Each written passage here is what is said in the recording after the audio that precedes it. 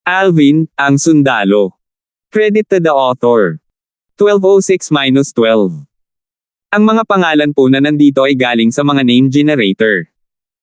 Kaya kung meron man pagkakatulad sa mga pangalan ng totoong tao o lugar, ito ay tunay na hindi sinasadya.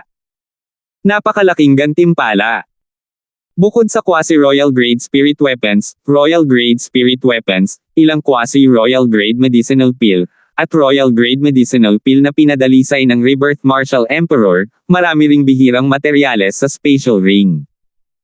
Nakangiti si Alvin sa buong paglalakbay pa uwi. Higit sa lahat, may sapat na royal grade resurrection pills. Lalong lumawak ang ngiti ni Alvin. Ang resurrection pill ay isang healing medicinal pill. Mayroong iba't ibang kategorya ng healing medicinal pills. Ang grade 9 hanggang grade 7 ay tinawag na gold injury pill. Ang grade 6 hanggang grade 4 ay tinawag na great recovery pill. Ang grade 3 hanggang grade 1 ay tinawag na life recovery pill. Ang quasi-royal grade at royal grade ay tinawag na resurrection pill. Ang resurrection pill ay isang healing medicinal pill na maaaring buhayin ang isang patay na tao at muling buuin ang laman sa mga buto. Ang medicinal efficacy ay mas mataas pa sa grade 1 life recovery pill na may 79% purity. Hindi na tungkol sa akumulasyon ng dami kundi sa kalidad. Sa sapat na royal grade resurrection pills, makakatulong ito kay Irish na mabawi ang kanyang memorya pagkatapos niyang ubusin ang mga ito ng ilang panahon. Pinaikit ni Alvin ang kanyang mga mata habang iniisip niya ito. Maamo ang kanyang mukha na parang umaagos na tubig. Sinisi niya ang kanyang sarili sa pagkawala ng memorya ni Irish. Sa kanyang opinyon, siya ang dahilan ng pagkawala ng kanyang memorya. Nakaramdam siya ng kagalakan na nagmula sa kaibuturan ng kanyang puso ngayong nagkaroon siya ng pagkakataong ibalik ang alaala ni Irish. Hintayin kong pinuhin ko ang Profound Monarch Pill kasama ang 10,000 Years Red Fruit at ang iba pang mga materyales. Mas mabilis kong maitataas ang aking cultivation base sa oras na iyon. Kasama ang mga medicinal pill na naiwan ng Rebirth Martial Emperor na tutulong sa aking cultivation, makakalusot ako sa 9th level ng Martial. Dahil naiintindihan ko na ang Emperor Stage Profundity, magiging madali para sa akin na makapasok sa Martial Emperor Stage kung tumaas ang cultivation base ko. Kahit na hindi siya sigurado kung ang kanyang Fused Profundity ay isang Emperor Stage Profundity, ang kanyang Sword Profundity ay talagang isang Emperor Stage Profundity. Sa sandaling ang kanyang cultivation base ay pumasok sa 9th level Martial Monarch Stage, isang hakbang na lang ang layo niya mula sa pagpasok sa 1st level Martial Emperor Stage at matagumpay na maging isang Martial Emperor Powerhouse. Si Alvin ay nasa magandang kalagayan sa kanyang paglalakbay pabalik. Pakiramdam niya ay nakikita niya ang Martial Emperor Stage na kumakaway sa kanya. Gayunpaman, ang kanyang magandang kalooban ay naglahong parang usok sa sandaling dumating siya sa Alvin Sect makalipas ang kalahating buwan. Ito ay dahil sa nakakagulat na balita na kanyang natanggap. Si Irish ay kinuha. Sino ang gumawa nito? Mataimtim na tanong ni Alvin habang nakatingin sa 4 na tao sa kanyang harapan na may galit sa kanyang mga mata. Ang 4 na tao na nakatayo sa harapan niya ay walang iba kundi ang 2 vice-sect leaders ng Alvin Sect, Gold Thug, at Jack na laging nasa tabi niya. Young Master, si Lawrence iyon? Mapait na sabi ni Jack, ibinaba ang kanyang ulo. Lawrence. Malungkot ang mukha ni Alvin. Sino siya? Guru, si Lawrence ang direktang disipulo ng Martial Emperor mula sa Lost Stone Forest. Si Yang Chun ay isang taong nagpatakbo para sa kanya. Talagang makapangyarihan siya. Bagamat hindi niya ipinahayag ang kanyang kakayahan sa harap namin, ang mahinang aura na pinakawalan niya ay napakapang-api kaya nawalan kami ng gana na lumaban, nag-aalalang sabi ni Gold Thug pagkatapos niyang huminga ng malalim. Nakakatakot ang aura na inilabas sa katawan ni Lawrence noong isang araw. Bahala na ang pag-iipon ng gana para lumaban, muntik na siyang masuffocate sa aura na iyon. Nandito siya para ipaghiganti si Yang Chun, pero parang wala siyang pakialam sa pagkamatay ni Yang Chun. Hindi nagtagal, nagsalita din sina Silvestre at Paloma. Ikinwento nila ang lahat ng nangyari nang walang pinipigilan. Umalis si Irish kasama si Lawrence sa Lost Stone Forest alang-alang sa Alvin Sect. Nakakatakot ang ekspresyon ni Alvin sa sandaling ito. Galit na galit siya, hindi niya napigilan. Whoosh! Bago pa man makapag-react si Silvestre at ang tatlo pa, si Alvin ay nawala na ng walang bakas sa kanilang mga mata.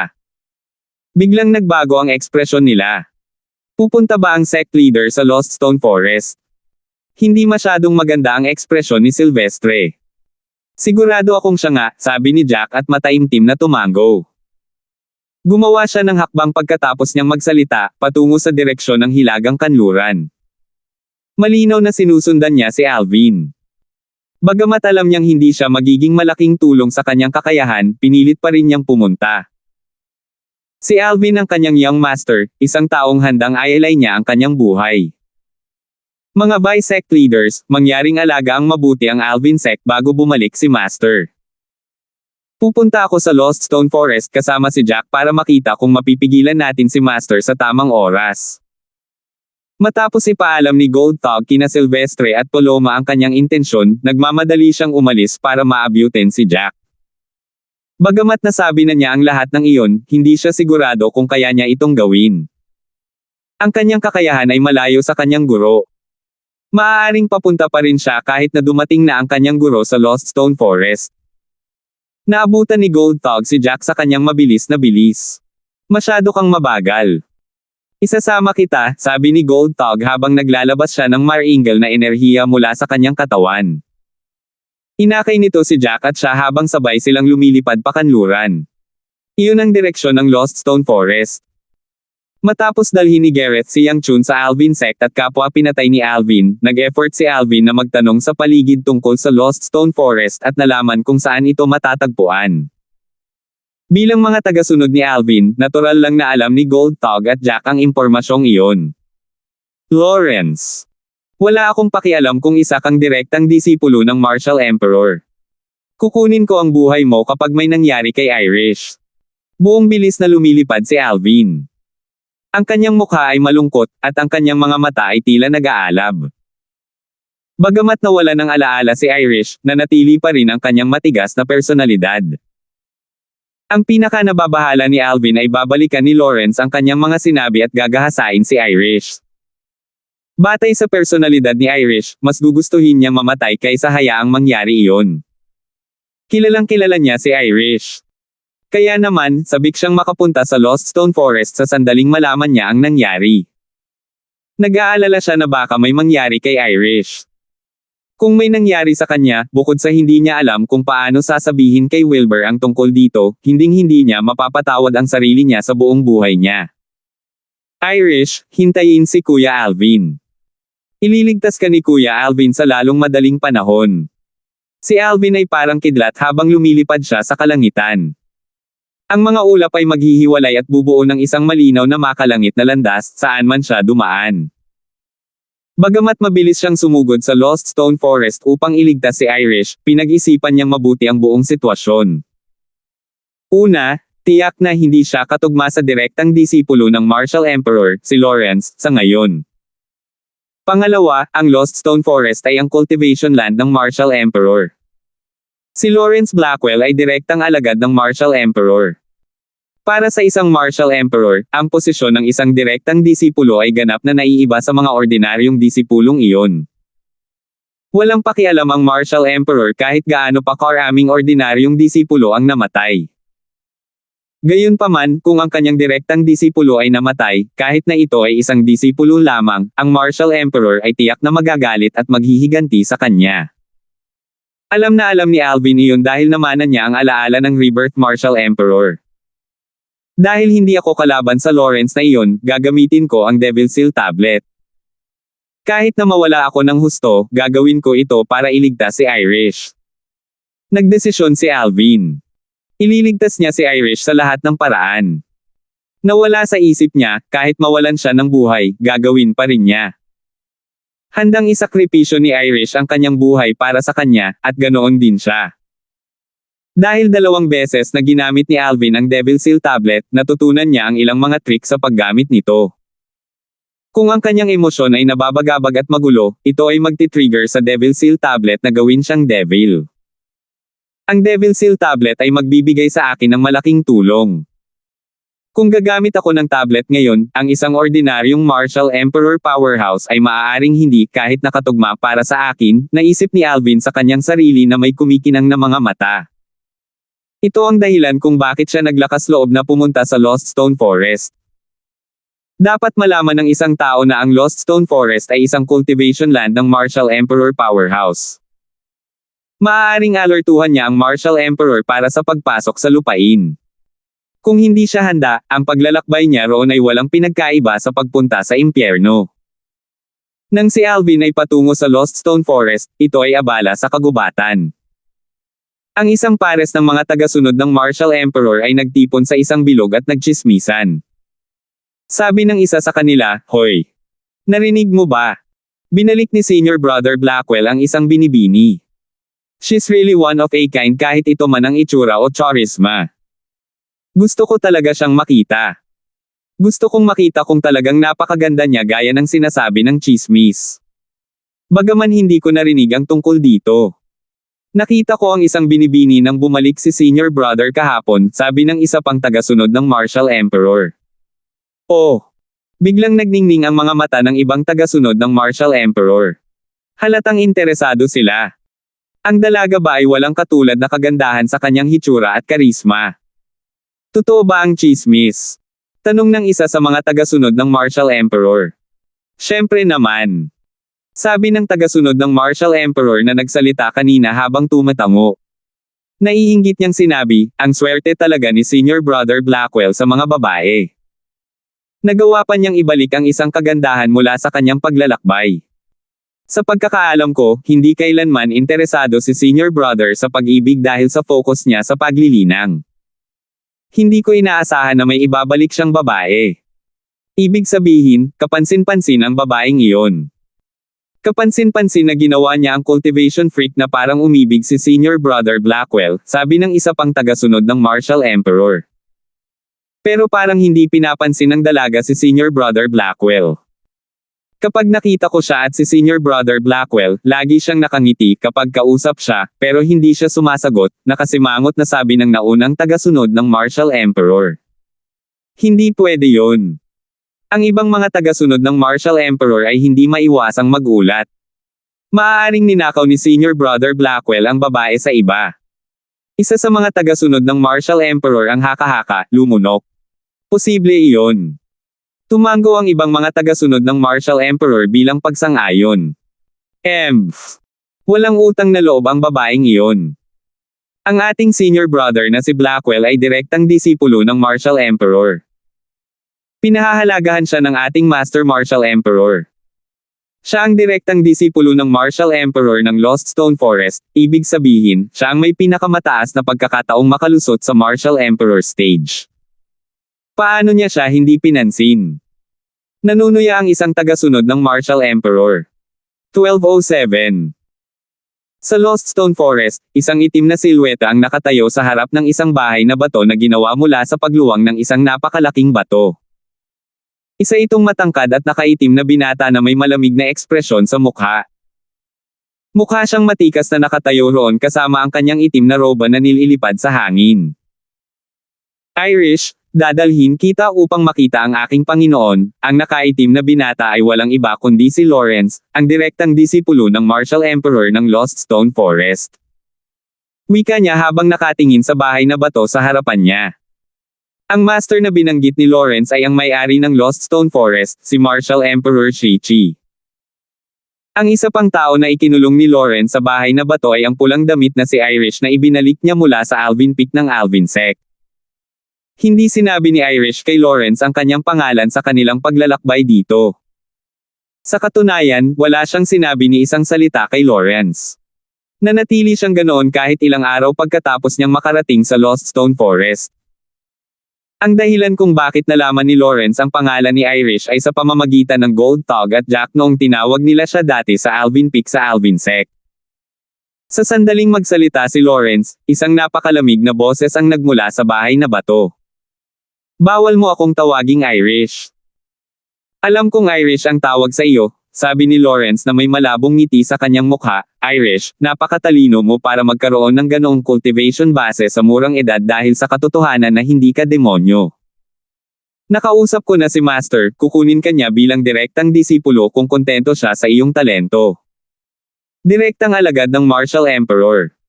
Walang tunog na lumabas sa bahay na bato sa sandaling ito. Kung ako ay magiging direktang disipulo niya, maaari ba akong tumanggi sa 10 taong kasunduan na ginawa ko sa iyo at umalis sa Lost Stone Forest? Maya-maya ay lumabas na naman ang malamig na boses mula sa bahay na bato.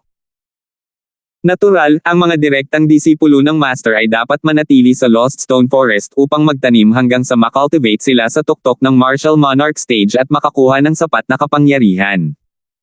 Sa oras na iyon, maaari kang umalis. Iyan ang itinakda ng Master.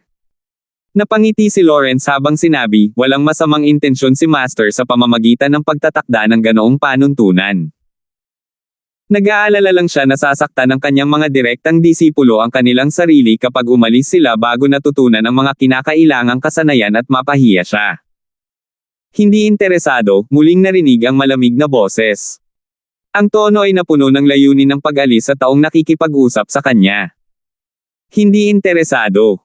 Hindi mapigilan ni Lawrence na matigilan pagkatapos marinig iyon.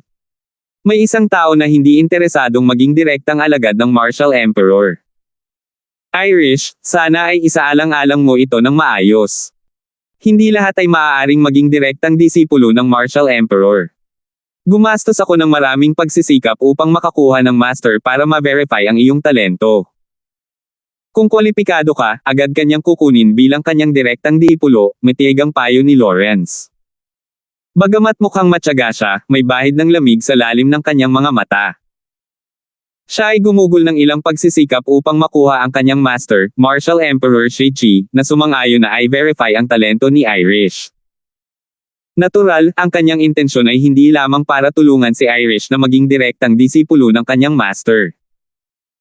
Kahit na handa ang kanyang amo na kunin si Irish, gagawin ni Lawrence ang kanyang makakaya para pigilan si Irish na maging direktang disipulo ng Martial Emperor.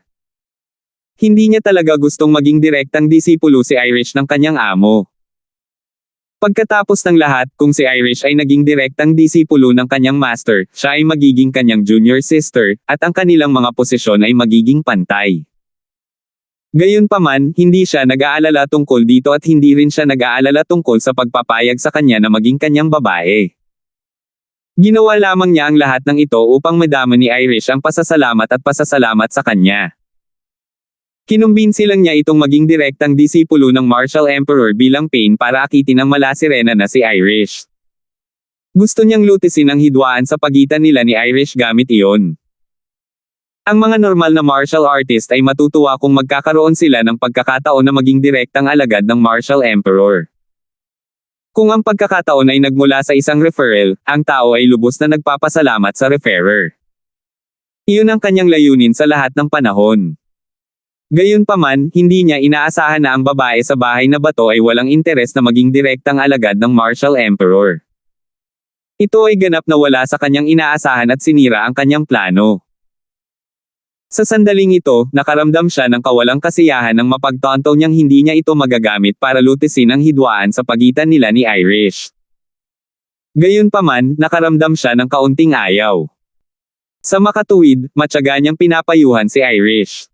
Umalis ka na. Sa kanyang pagkabigo, ang kanyang pasensya sa pagpapayo kay Irish sa labas ng bahay na bato ay nagpalamig lamang sa kanya nang umalis ka na. Namutla siya. Pinaikit niya ang kanyang mga mata nang dumaan ang isang kinang. Siya ay naging lubhang malungkot. Siya, si Lawrence, ay ang direktang disipulo ng Lost Stone Forest's Martial Emperor. Siya ang paboritong disipulo ni Martial Emperor Shi-Chi, kailan pa siya nakaranas ng malamig na pagtrato ng ganito. Kailan pa siya tinatrato ng ganito. Galit na galit siya, ang tanging nararamdaman niya ay ang galit sa kanyang tiyan. Gayunpaman, nawala ang kalungkutan sa kanyang mukha nang lumitaw sa kanyang isipan ang silhwete ng ginang sa bahay na bato. Pinakalma siya ng magandang mukha nito. Irish, gagawa ako ng hakbang ngayon. Magkikita pa rin tayo sa ibang araw. Huminga ng malalim si Lawrence para pigilan ang galit sa kanya bago siya umalis. Sa ikalawang pag-alis niya, naging malungkot na naman ang mukha niya. Malamig ang kanyang mga mata. 10 taon. Kung hindi mo ako tatanggapin, sisirain kita kahit na hindi ko kayang patayin ang Alvin na iyon. Walang sino man ang maaaring magkaroon ng babaeng hindi ko makukuha, si Lawrence, mahinang ungol ni Lawrence habang lumilipad siya. Nakakatakot ang ekspresyon ng mukha niya. Sinabi niya sa kanyang Panginoon, Martial Emperor Shi-Chi, ang tungkol kay Irish, ngunit ngayon na pinasabog siya nito, naisip niyang tinuturuan siya ng leksyon ng kanyang amo. Sa kabutihang palad, siya ang paboritong direktang disipulo ni Martial Emperor Shi-Chi. Kung ito ay ibang direktang disipulo, bukod sa tinuturuan ng leksyon, ang taong iyon ay mapaparusahan sa ibang paraan kung maglakas loob siyang pasabugan si Martial Emperor Shi-Chi. Kahit na ang bahay na bato sa Lost Stone Forest ay ginawa mula sa isang butas na napakalaking bato, ang loob nito ay napakalinis at maayos. Bawat sulok ay tila makinis na pinakintab gamit ang sable o espada. Simple lang ang dekorasyon sa bahay na bato. Walang iba maliban sa isang hugis parihaba na kama na bato. Sa sandaling ito, isang babaeng nakapula ang nakakross ang mga paa sa batong kama. Ang babaeng nakasuot ng pula ay mukhang nasa early 20s. Mahaba ang buhok niya, maganda ang mukha niya na tila natatakpan ng frost. Naglabas siya ng malamig at nakakatakot na aura. Sa kanyang nakataas na kilay, para siyang ice beauty na nababalot ng apoy. Natural na flame, ang pulang robe na suot niya. Kuya Alvin. Nakabalik ka na ba sa Alvin sect? Marahan na umungol ang babaeng nakasuot ng pulang damit habang dahan-daang iminulat ang kanyang mga mata na nakakabighani. Ang kanyang boses ay puno ng pagmamahal at pag-asa para kay Alvin. Palagi siyang nasa tabi niya simula nang mawala ang alaala niya. Iyon ang unang pagkakataon na nakipaghiwalay siya kay Alvin ng napakatagal. Medyo nagpanik siya. 10 taon. Hindi siya sigurado kung maitataas ng kanyang Kuya Alvin ang kanyang cultivation base at makakuha ng kakayahang ilayo siya sa Lost Stone Forest. Pagkatapos ng lahat, mayroong isang Martial Emperor powerhouse sa Lost Stone Forest na siyang amo ni Lawrence. Sa una ay tiwala siya sa kanyang Kuya Alvin, ngunit nagsimulang lumitaw ang mga pagdududa nang dumating siya sa Lost Stone Forest. Napakahirap para sa isang powerhouse ng Martial Monarch na makapasok sa Martial Emperor stage. Walang maraming powerhouse ng Martial Emperor kahit sa Cloud Continent. Wala pang 10 kilalang mga Martial Emperors. May mga powerhouse ng Martial Monarch na naintindihan pa ang 6 o 7 9th level profundities, ngunit hindi sila nakalusot sa Martial Emperor stage. Maaaring isipin ng isa kung gaano kahirap na makapasok sa Martial Emperor stage. Bagamat ang kanyang Kuya Alvin ay kahangahangang talino at hindi maihahambing sa iba, mayroong isang tiyak na antas ng kahirapan upang maging isa sa mas mababa sa 10 Martial Emperor powerhouses sa Cloud Continent. Kaya naman, hindi siya sigurado kung maaagaw siya ng Kuya Alvin niya rito sa loob ng 10 taon. Kung hindi ako mapaalis dito ni Kuya Alvin sa loob ng 10 taon. Maghihintay ako na makita siya pagkatapos ng 10 taon. Si Irish ay nakaramdam ng matinding sakit mula sa pag-iisip na makita lamang ang lalaking na-miss niya pagkatapos ng 10 taon. First time niyang makaramdam ng ganoon simula nang mawalan siya ng alaala. 10 taon ay hindi mahaba, ngunit hindi sila eksaktong maikli. Gayunpaman, para kay Irish, parang 1 taon ang 1 araw sa Lost Stone Forest. Kung kaya niya, ayaw niyang manatili rito kahit 1 segundo. Tahimik na lumipas ang oras, at lumipas ang 1 buwan ng ganoon lang.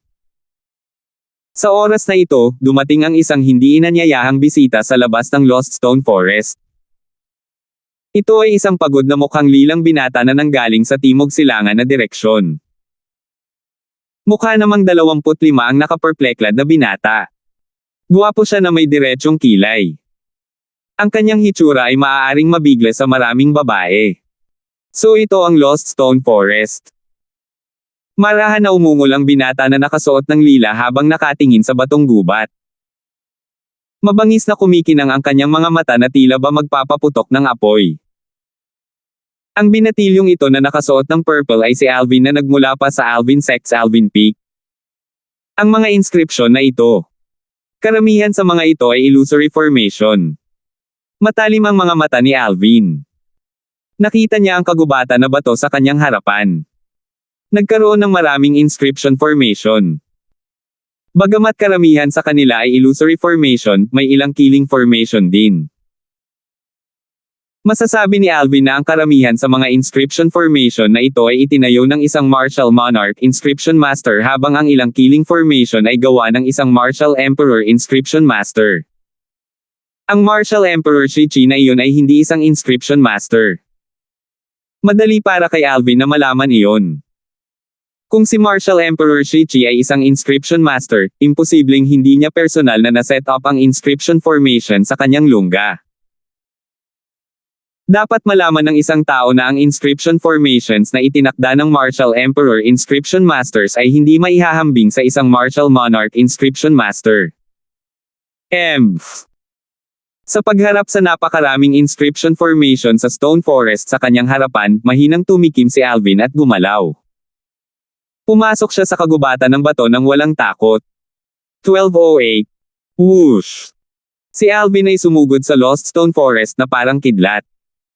Para sa mga ordinaryong martial artist, ang Lost Stone Forest ay walang alinlangan na isang malaking ipinagbabawal na lupain. Kung hindi sila mag-iingat, matrigger nila ang killing formation mula sa paglalakad papunta sa illusory formation at agad silang papatayin. Tanging ang mga tao mula sa Lost Stone Forest ang nag-consider dito bilang isang normal na lupa at tinatrato ang mga illusory formation at killing formation na parang wala lang. Gayunpaman, ang paglalakad sa Lost Stone Forest ay parang paglalakad sa isang normal na lupa para kay Alvin. Binaliwala niya ng buo ang illusory formations at iniwasan ang killing formations. Ang kanyang matagumpay na pagpasok sa Lost Stone Forest ay napakabilis na nakakuha ng atensyon ng mga tagasunod ng Martial Emperor na nagbabantay sa pasukan ng Lost Stone Forest. Matapos matigilan sandali, sunod-sunod na nagpakita ang mga tagasunod ng Martial Emperor. Nagulat sila dahil ang binata na nakasuot ng purple na nauna sa kanila ay hindi naapektuhan ng illusory formations pagkatapos pumasok sa Lost Stone Forest. Bukod dito, sinadya pa ng binata na nakasuot ng purple ang killing formations. Maaaring swerte kung minsan lang niya itong iniwasan, pero paano pa kaya ang swerte kung 2, 3, 4, at 5 beses niya itong iniwasan? Sa sandaling ito, napansin ng ilang mga tagasunod ng Martial Emperor na namamahala sa pasukan na ito na may mali. Sunod-sunod silang nagpakita ng kanilang mga sarili at pinalibutan si Alvin na pumasok sa Lost Stone Forest.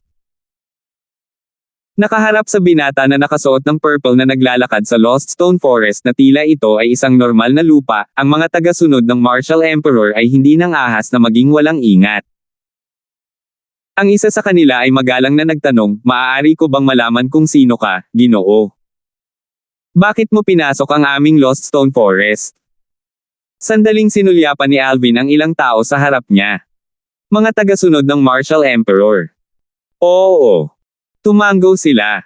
Dalhin mo ako kay Lawrence.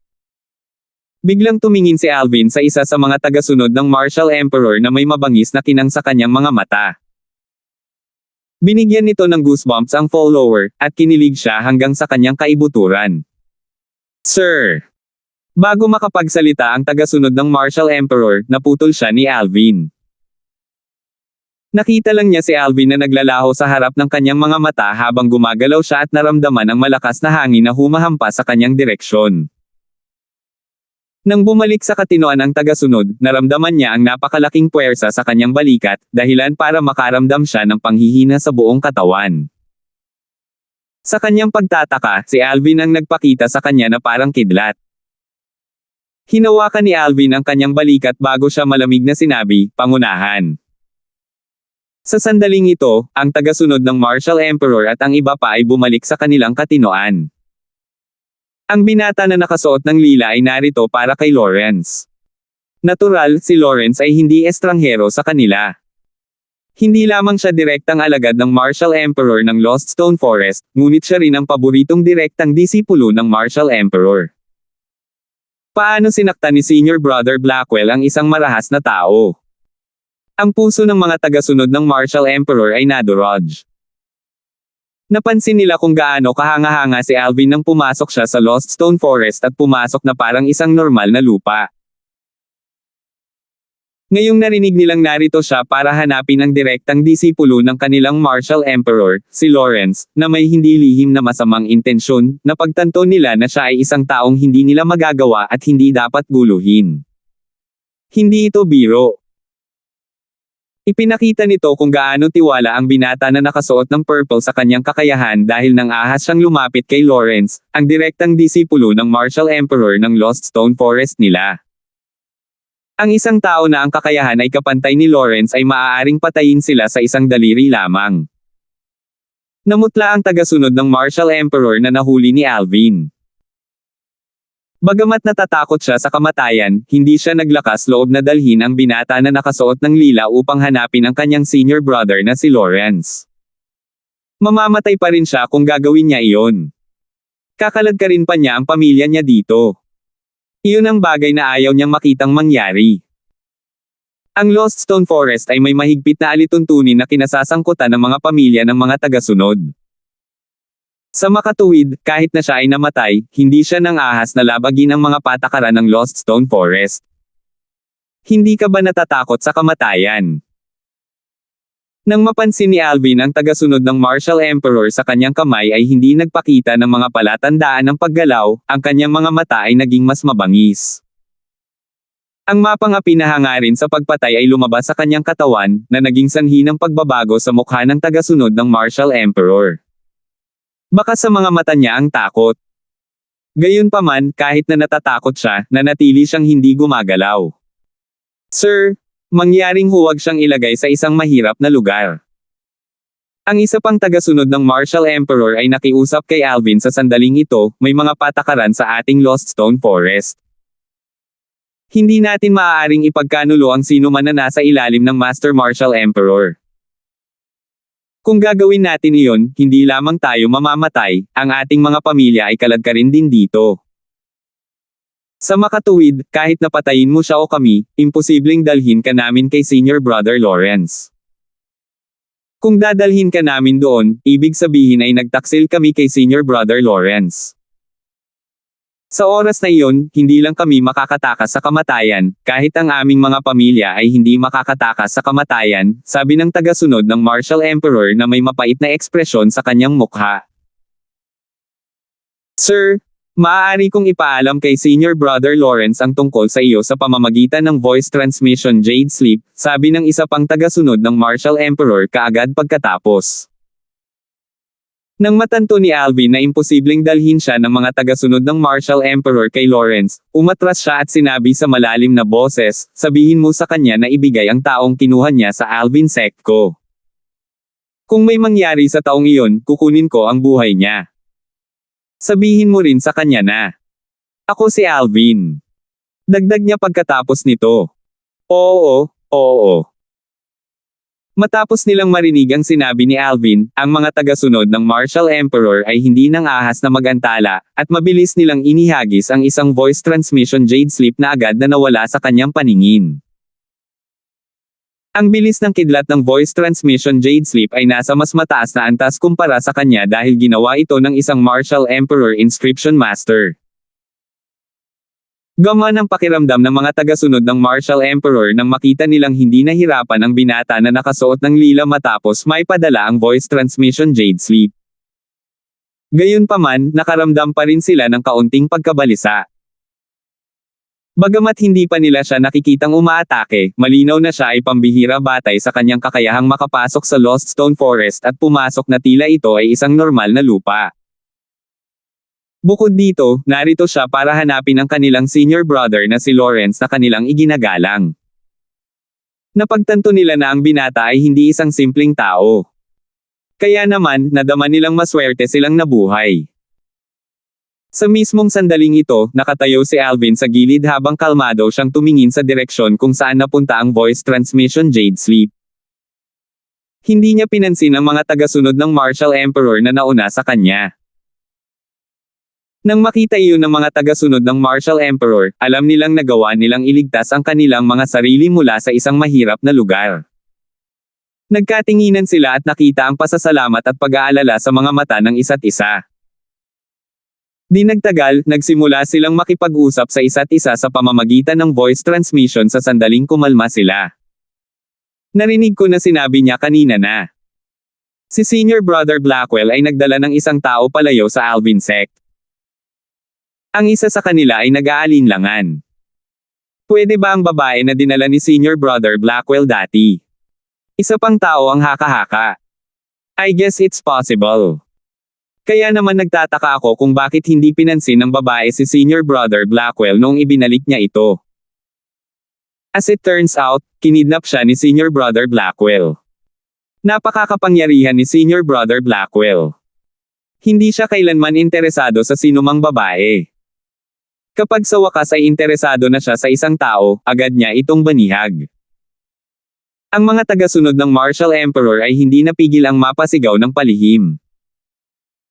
Samantala, lumitaw ang isang silhouette sa harap ng bahay na bato na gawa sa isang guwang na napakalaking bato sa lalim ng Lost Stone Forest. Isa itong matangkad at binata na nakasuot ng itim na damit. Biglang itinaas ng nakaitim na binata ang kanyang braso at hinawakan ang isang bahid ng liwanag na tumatama sa kanya. May lumabas na slip sa kamay niya nang buksan niya ito. Ang kanyang mga mata ay kumikinang. Voice Transmission Jade Sleep. Kasunod nito, ipinasok ng nakaitim na binata ang kanyang origin energy sa Voice Transmission Jade Sleep sa kanyang kamay. Isang boses ang agad na pumasok sa kanyang tenga. Senior Brother Blackwell, nasa dakong timog silangan tayo ng Lost Stone Forest. May pumasok. Tinawag niya ang kanyang sarili na Alvin, at hinihiling niya sa iyo na ibigay ang taong inalis mo sa ilang Alvin sect. Sabi rin niya, kapag may nangyari sa taong iyon, kitilin niya ang buhay mo. Dito natapos ang boses. Alvin. Ang taong pumatay kay Yang Chun. Ang nakaitim na binata ay si Lawrence, ang direktang disipulo ng Lost Stone Forest's Martial Emperor. Alam niya ang nangyayari pagkatapos niyang pakinggan ang mensahe sa Voice Transmission Jade Sleep. Si Alvin ay ang sect leader ng Alvin sect. Siya ang manliligaw ng babaeng nagustuhan ni Lawrence. Dati, nanumpa siya sa 99 Heavenly Tribulation na hindi niya papatayin si Alvin kung ang babaeng gusto niya ay nanatili sa Lost Stone Forest sa loob ng 10 taon. Nanumpa ako na hindi ka papatayin, ngunit hindi ko sinabing puputulan kita. Lumapit ka sa akin bago ako lumapit para sayo. I like this.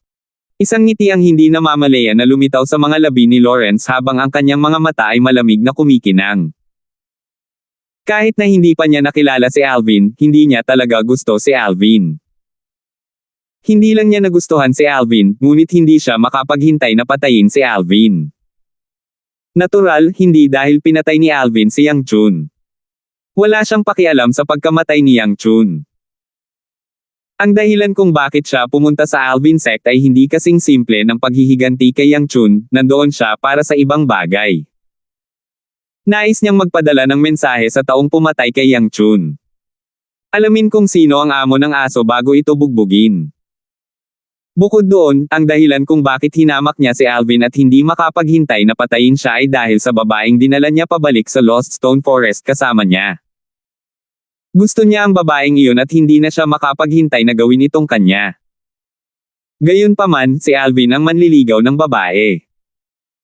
Kung hindi dahil sa 99 Heavenly Tribulation Oath na ginawa niya para iligtas ang buhay ni Alvin, tiyak na hindi niya hahayaang mabuhay si Alvin. Isang masamang ngiti ang lumitaw sa mga labi ni Lawrence habang siya ay mahinang bumulong, interesado akong makita.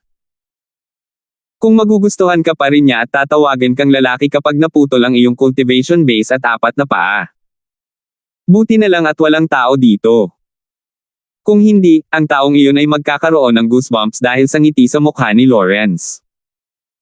May landas para sa iyo sa langit ngunit mas gusto mong pumunta sa impyerno. Alvin, pinadala mo ang iyong sarili dito kaya huwag mo akong sisihin. Tumibok ang puso ni Lawrence bago siya nawala sa kanyang kinatatayuan. Naturally, hindi talaga siya nawala, ngunit siya ay napakabilis na tila siya ay nawala sa manipis na hangin. Tumungo si Lawrence sa timog silangang bahagi ng Lost Stone Forest. Naroon si Alvin. Sa dakong timog silangan na pasukan ng Lost Stone Forest. Nandito na siya. Biglang lumiwanag ang mga mata ni Alvin na nakatutok sa unahan. 12:09. Whoosh! Halos nang mapansin ito ni Alvin, isang bugzo ng hangin ang umihip at ginawa ang kulay ube na robe sa kanyang katawan na pumutok ng malakas sa hangin. Sa susunod na sandali, isang itim na figure ang lumitaw sa harap niya na may isang flash sa harap ng kanyang mga mata. Ito ay isang binata na nakasuot ng itim at ang tangkad ay katulad ng kay Alvin. Sa pagkakataong lumitaw siya, ang kanyang tingin ay sinanay na kay Alvin at sinusuri siya mula sa itaas hanggang sa ibaba. Senior Brother Blackwell. Sa puntong ito, magalang na binati ng iilang tagasunod ng Martial Emperor sa gilid ang binata na nakasuot ng itim. Ang binata ay si Lawrence na sumugod lang. Siya ay isang direktang disipulo ng Martial Emperor, at siya ay isang kilalang hinahangaan ng Diyos sa Lost Stone Forest. Gayunpaman, mukhang hindi narinig ni Lawrence ang mga pagbati mula sa mga tagasunod ng Martial Emperor na nagkusa na batiin siya. O baka, naramdaman niya lang na nasa ilalim niya ang pagsagot sa iilang tagasunod ni Martial Emperor. Sa mata ng mga direktang disipulo ng Martial Emperor tulad ni Lawrence, maging ang mga disipulo ng Martial Emperor ng Lost Stone Forest ay isang grupo lamang ng mga masunuring aso. Kahit na ang isang tagasunod ng Martial Emperor ay handang maging aso niya, hindi pa siya handang tanggapin siya. Sa kanyang mga mata, ang mga tagasunod ng Martial Emperor ay walang pinagkaiba sa mga langgam. Sa kanyang palagay, hindi na niya kailangang bigyang pansin ang mga langgam na iyon na nagkusa na bumati sa kanya. Sa mayabang na tingin, pinag-aralan ni Lawrence si Alvin mula sa itaas hanggang sa ibaba. Pagkaraan ng ilang sandali, sa wakas ay nagtanong siya sa tono ng pagtatanong, "Ikaw si Alvin?" Ang lalaking mahal ni Irish. Sa harap ng tanong ni Lawrence, hindi nagbigay ng pakialam si Alvin na para bang hindi niya ito narinig. Hindi lang iyon, pinandilatan pa niya si Lawrence at sinabi ang kanyang mga tanong, "Ikaw ba si Lawrence? Nasaan si Irish?" Ngayon lang niya nalaman ang pagkakakilanlan ng bagong dating na ito mula sa pagbati ng iilang tagasunod ng Martial Emperor na iyon. Ito ang kanyang target, Lawrence. Si Irish ay kinuha ng lalaking ito. Sa ngayon, habang binabalik niya si Lawrence, ang mga mata ni Alvin ay kumikinang na may matinding kislap.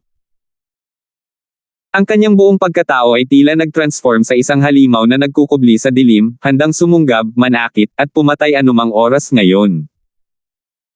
Tulad ng kung paano hindi pinansin ni Alvin ang mga tanong ni Lawrence, hindi rin pinansin ni Lawrence ang kanyang mga tanong. Sa pagtingin kay Alvin, ang kanyang tingin ay unti-unting naging malamig habang binabaybay niya ang kanyang mga salita ng hindi mabagal o mabilis. Nagtataka ako kung bakit magugustuhan ni Irish ang isang langgam na tulad mo. Gayunpaman, dahil nanumpa akong hindi ka papatayin, hindi kita papatayin. Tinanong ko, nasaan si Irish? Nang makita kung paano binaliwala ni Lawrence ang kanyang tanong tungkol sa kung nasaan si Irish, dumidilim ang mukha ni Alvin, at ang kanyang mga mata ay tila lumuwa ang apoy habang nakamamatay na nakatitig kay Lawrence. Sa wakas, sinagot ni Lawrence si Alvin. Gayunpaman, nang sumagot siya, puno ng paghamak ang kanyang tono. Ito ay isang paghamak na nagmula sa kaibuturan ng kanyang puso. Kahit nasaan si Irish, wala kang pakialam. Simula ngayon, ikaw at siya ay dalawang tao mula sa magkaibang mundo. Sino ka ba? Sino ka para magpasya kung kami ni Irish ay mga taong mula sa pareho o magkaibang mundo? Ngumisi si Alvin na may kasamang ngiti, bukod dito, kung hindi mo pa rin siya ibibigay, ikaw, bilang isang direktang disipulo ng isang Martial Emperor, ay malapit ng maging kasaysayan tulad nito. Baliw. Nabaliw lang siya. Ito ang naisip ng ilang mga tagasunod ng Martial Emperor na nanonood ng drama na nangyayari tungkol kay Alvin. Mula sa kanyang sinabi, gagawin ni Alvin si Lawrence, ang direktang disipulo ng Martial Emperor ng Lost Stone Forest, sa kasaysayan. Sa kanilang opinyon, ito ay karaniwang isang kwento mula sa Arabian Nights. Si Lawrence ay ang direktang disipulo ng Martial Emperor Shi-Chi, ang may-ari ng kanilang Lost Stone Forest. Ang likas na talento ni Lawrence ay hindi kapani-paniwalang mataas. Siya ay mas sanay kaysa sa ibang direktang disipulo, at bukod pa sa kanyang kasipagan sa paglilinang, siya ay palaging lubos na pinahahalagahan ng Martial Emperor Shi. Sa kalaunan, siya ang naging pinakamamahal na direktang disipulo ni Martial Emperor Shi kailanman. Hindi lang iyon, walang ibang nakakaalam tungkol sa lakas ni Lawrence maliban sa ilang piling na malinaw tungkol dito. Tungkol sa lakas, ang kanilang senior brother na si Blackwell ay mas mababa lamang sa Martial Emperor Shi. Kahit na ang iba pang mga direktang disipulo ng Martial Emperor ay walang kapantay sa kanya. Nang marinig ang mga salita ni Alvin, natigilan muna si Lawrence bago siya agad na tumawa. Habang siya ay tuwang-tuwa, tinutuya niya si Alvin, "Gawin mo ako sa kasaysayan. Kung gayon, gusto kong makita kung paano magagawang gawing kasaysayan ng isang mababang antas na pinuno ng puwersa na tulad mo." Gayunpaman, may bahid ng pang-aalipusta at pang-aalipusta sa kaibuturan ng kanyang mga mata. Ang mga salita ni Lawrence ay tila pumasok sa pandinig ng maraming direktang disipulo ng Martial Emperor, at nakita nila si Alvin na may kakaibang tingin. Ang taong ito ay isang pinuno lamang mula sa isang mababang antas ng first-rate na puwersa. At narito, iniisip ko kung gaano siya kalakas. Ang isang pinuno mula sa isang mababang antas ng first-rate na puwersa ay bahagyang mas malakas kaysa sa aming mga tagasunod ng Martial Emperor, at hindi siya maikukumpara sa mga disipulo ng Martial Emperor, lalo na sa mga direktang disipulo. Siya ay isa lamang leader ng mababang antas ng first-rate na puwersa, at naglakas loob siyang lumapit para makipaglaban kay senior brother Blackwell sa ating Lost Stone Forest. Hindi ba't hinahanap lang niya ang kanyang sariling kamatayan? Ang titig na tinitingnan ng ilang mga tagasunod ng Martial Emperor kay Alvin ay hindi na puno ng pangamba ngunit napalitan na ng awa. Para sa kanila, sa usapin ng lakas, ang isang leader lamang ng mababang antas ng first-rate na puwersa ay hinding-hindi makakahabol kay Lawrence, ang direktang disipulo ng Martial Emperor ng kanilang Lost Stone Forest, gaano man niya kabilas ang kanyang pagsasanay. Gayunpaman, ngayon lang, nabanggit ni senior brother Blackwell na nanumpa siya na hindi siya papatayin. I wonder kung ano na ang nangyari sa kanilang dalawa. Mukhang dahil dito ay naglakas loob siyang lumapit at pukawin si senior brother Blackwell sa ating Lost Stone Forest. Iyon ay dapat. Kung hindi, paanong ang isang tulad niya ay maglalakas loob na saktan si senior brother Blackwell, ang direktang disipulo ng ating Martial Emperor, kahit na pautangin natin siya ng 100 lakas ng loob. At isipin na akala ko talaga siya ay isang powerhouse na kapareho ni senior brother Blackwell. Gaano ako kawalang muwang? Malinaw na sinagot ni Alvin ang mga palitan ng iilang tagasunod ng Martial Emperor na ito. Gayunpaman, hindi na lang niya pinansin ang mga ito. Dahil gusto mong makita ito para sa iyong sarili, ipapakita ko sa iyo. Isang napakalamig na kinang ang bumungad sa mga mata ni Alvin matapos ma-provoke ni Lawrence. Sa isang iglap, tuluyan na siyang nawala sa paningin ng ilang mga tagasunod ng Martial Emperor. Siya ay napakabilis na hindi nila masundan ang kanyang landas. Napakatigas ni Alvin na kung hindi niya hahayaang matikman ni Lawrence ang kahulugan ng sakit sa sandaling ito, hinding-hindi niya ibibigay si Irish. Sa mismong kadahilanang ito, kailangan niyang gumawa ng isang bagay at least, pasakitan si Lawrence. Umiilaw ang dragon sa siyam na langit. Tulad ng isang divine dragon na dumadagindong, ang figure ni Alvin ay sumugod kay Lawrence. Sa gitna ng pag-charge, tila nag-transform na rin siya bilang isang divine dragon. Upang maging eksakto, siya ay isang 5 kulay na divine dragon. 5 magkakaibang kulay ang nagtipon sa kanyang tagiliran at naglabas ng mga jet ng matalim na layunin ng espada. Ito ay ang Fused Profundity at Sword Profundity. Whoosh! Sa isang kisap mata, dumating si Alvin malapit sa Lawrence. Ibinigay niya ang kanyang quasi-royal grade sword na matagal nang inihanda ng isang mabilis na kisap mata at kaagad, ginawa niya ang kanyang sword technique. 9 Dragons Radiant Flash. Sa pagkakataong iyon, ang quasi-royal grade spirit sword ay tumuro pasulong at nagpasabog ng isang sword ray na nahahati sa 9 na beam at naging 9 na 5 kulay na divine dragon. Isang kislap ng kinang ang sumilay sa mga mata ng siyam na Divine Dragon, at 18 bahid ng nagniningning na mga flare ang sumambulat. Swish! Swish! Swish! 18 perpektong nagniningning na flare ang sumabog at tumago sa kalangitan, na nagbunga ng sunod-sunod na tunog ng pagsipol na nakakatalam habang direktang umaagos ang mga ito patungo sa mahahalagang bahagi ni Lawrence. Iyan ay supersonic na bilis. Sa simula pa lang, sa harap ni Alvin na gumagawa ng kanyang pag-atake sa kanya, si Lawrence ay nanatiling kalmado na parang nararamdaman niya na ang kanyang kalaban ay nasa ilalim niya. Gayunpaman, sa ngayon, sa sandaling makita niya ang 18 perpektong sinag ng liwanag na sumisingil sa kanyang sarili, hindi niya maiwasang mapabalik sa gulat. Hindi kailanman sumagi sa kanyang isipan na si Alvin ay makakagawa ng ganoong kabilis na pag-atake. Kung naging mabilis lang ng kaunti ang bilis na ito, nagbabanta na ito sa kanya. Whoosh! Nang walang anumang pag-aalinlangan, sa isang tibok ng puso, si Lawrence ay nawala mula sa lugar sa susunod na pagkakataon. Hinampis niya ang 18 sinag ng liwanag na tumatama sa kanya at tumakas siya. Nang muling lumitaw si Lawrence, malayo na siya sa langit. Mukhang minamaliit kita. Nang tumingin muli si Lawrence kay Alvin, bagamat puno pa rin ng paghamak ang kanyang mukha, may bakas ng pagtataka sa lalim ng kanyang mga mata. Maliwanag na hindi niya akalaing magagawa ni Alvin na palayasin ang ganoong kahangahangang antas ng pag-atake ngayon lang. Swish! Kasabay nito, habang ang kamay ni Alvin ay nakapatong sa kanyang espada, ang kanyang Heaven and Earth energy ay nagsimulang umikot sa itaas ng kanyang ulo at sila ay nagtipon sa isang Heaven and Earth phenomenon sa lalong madaling panahon. Nabuo ang mga silhouette ng 6 na sinaunang itim na dragon at 2,000 sinaunang may sungay na dragon. Sa paghusga mula sa pangyayaring ito, malamang na inilabas na ni Alvin ang lahat ng kanyang lakas at itinaboy ang lahat ngayon lamang. Gayunpaman, sa kanyang buong kapangyarihan, kasama ng 9 dragons, Radiant Flash, nagawa pa rin siyang iwasan ni Lawrence.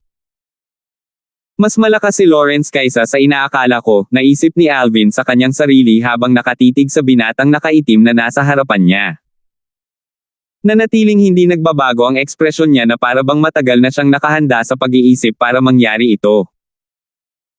Ang lakas ng 6 na sinaunang itim na dragon at 2,000 sinaunang sungay na dragon.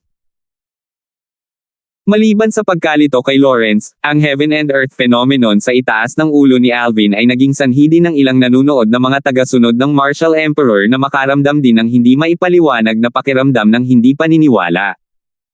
Ganyan siya kalakas talaga. Hindi ba siya ay isang pinuno lamang mula sa isang mababang antas ng first-rate na puwersa? Ganyan na ba kalakas ang mga pinuno ng gayong puwersa ngayon? Ang ilang mga tagasunod ng Martial Emperor ay nakatayo na nanunood sa isa't isa. Sa nakakakilabot na mga ekspresyon, nagbulungan sila sa isa't isa. Sa natatandaan nila, ang nasabing powerhouse ay maituturing na mas malakas kaysa sa marami sa mga alagad ng Martial Emperor mula sa kanilang Lost Stone Forest. Sa katunayan, maaari na siyang ituring na pinuno ng maraming mas mataas na middle level at kahit na high level first rate na puwersa. Gayunpaman, ayon kay Senior Brother Blackwell, ang taong ito ay isang leader lamang ng isang mababang antas ng first rate na puwersa. Swish! Swish! Swish! Umalangaw-ngaw ang isang serye ng mahinang sword vibrations at iyon ay noong ang quasi-royal grade spirit sword sa kamay ni Alvin na nahati at naging 9 na espada ay nagbago at nagsimulang umikot sa kanyang katawan, na patuloy na umiikot sa paligid. Si Alvin na siyang sentro ng 9 na umiikot na espada ay tila hindi totoo. Tila hindi siya isang normal na tao. Kung mayroon ka lamang mga kaawa-awang panlilinlang, natatakot akong iwanan mo ang Lost Stone Forest na gumagapang sa iyong mga kamay at tuhod mamaya, kalmadong tumingin si Lawrence kay Alvin at nanunuya. Aalis sa pamamagitan ng paggapang sa kanyang mga kamay at tuhod. Napagpasyahan na niyang pilayin ang dantiyan ni Alvin at pagkatapos ay baliin ang lahat ng 4 na paa nito, bago ito ginawang gumapang palabas ng Lost Stone Forest at mawala sa kanyang paningin. Naniniwala siya na kapag si Alvin ay naging isang nawawalang aso, ang babaeng mahal niya ay hindi natitingin sa ganoong kaawa-awang lalaki. Kung gayon, magkakaroon siya ng mas malaking pagkakataon para ilipat ng babaeng iyon ang pagmamahal sa kanya. 12:10. Whoosh! Whoosh! Whoosh! Habang nakikipaglaban sina Alvin at Lawrence, sunod-sunod na sipol ng hangin ang umalingaw-ngaw sa buong lugar. Isang grupo ng mga tao ang dumaan kasunod ng tunog. Si Senior Brother Blackwell. Sa lalong madaling panahon, napansin ng mga taong ito ang dalawang lalaking nakatayo sa malayo sa langit sa malayo. Nakilala nila ang isa sa kanila. Ang dahilan kung bakit mas binibigyang pansin nila ang lalaking ito ay dahil kilala nila siya. Ang Lawrence ay isang pambahay na pangalan sa Lost Stone Forest. Ang mga bagong dating na ito ay pawang mga alagad at tagasunod ng Martial Emperor ng Lost Stone Forest. Nagpunta sila roon upang manood ng palabas pagkatapos marinig ang kaguluhan. Noong una, inakala nila na ito ay isang mahinang pag-aaway, ngunit lumalabas na si Lawrence ay bahagi din nito. Kung hindi nila ito nakita sa kanilang sarili, hindi nila ito paniniwalaan. Mayroon talagang isang tao na naglakas loob na pumunta upang makipag-away kay Lawrence, ang direktang disipulo ng Martial Emperor ng kanilang Lost Stone Forest. Sino siya? How dare he pick a fight with Senior Brother Blackwell? Hindi ba't naghuhukay lang iyon ng sarili niyang libingan? Maraming tao ang nakatutok kay Alvin.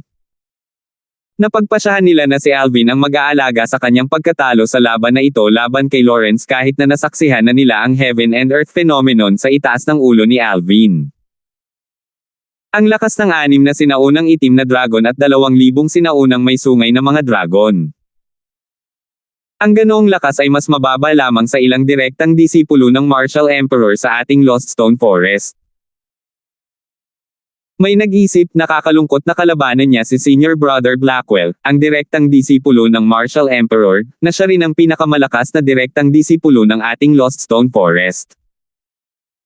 Kasabay nito, ang grupo ng mga alagad at tagasunod ng Martial Emperor ay nalaman din ang pasikot-sikot ng buong laban mula sa iilang mga tagasunod ng Martial Emperor na nandoon mula ngayon. Hindi nila maiwasang mapabuntong hininga, para sa kapakanan ng isang babae. Noong nakaraan, nakita kong ibinalik ni Senior Brother Blackwell ang babaeng iyon at tila malamig ang pakikitungo nito sa kanya.